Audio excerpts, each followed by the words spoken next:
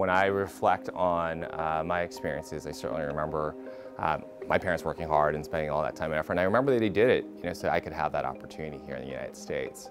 And when I look at the state of affairs that's going on in this country, I feel like, those principles and values are being ignored at times, in the guise of national security. And I think that's wrong. And I think what's happening with children and the policies that we're seeing in immigration don't reflect the values by which this country was founded upon. I do think that there's times when it's required to go 80, 100 hours a week, and then I think you need to take the time off when you can. One of the ways I help prioritize is this idea of procrastination, which is procrastination is a great way to really help you prioritize what you need to do. If you're willing to make it wait, or if it's one of those things that is happening at the last moment, I think in some ways it's a mental note on how you're prioritizing it. So I actually think it's not a bad thing for things that you're waiting to the very last minute on it. It tells you that there are other things that were more important to you, whether that is leisure time, whether it's family time, whether it was another project.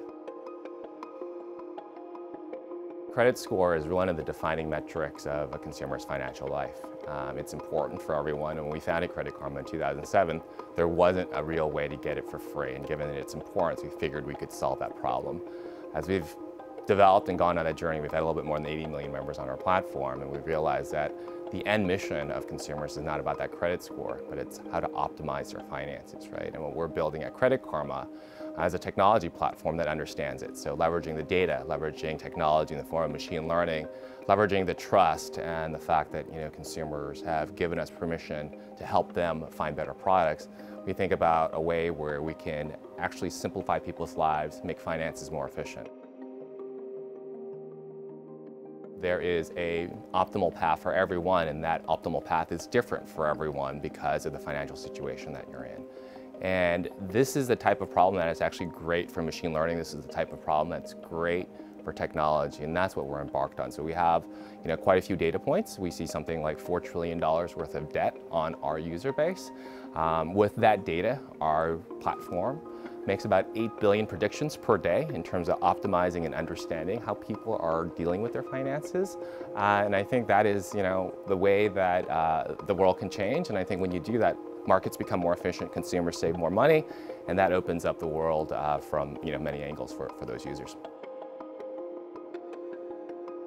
We approached a marketing agency and they said $500,000, and we thought that was crazy given what we actually had in the bank.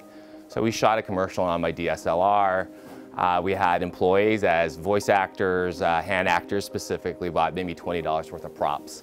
And then we went to a sound studio. That was the one thing that we did professionally, and we maybe paid $200 to go to the recording studio to have the voiceover.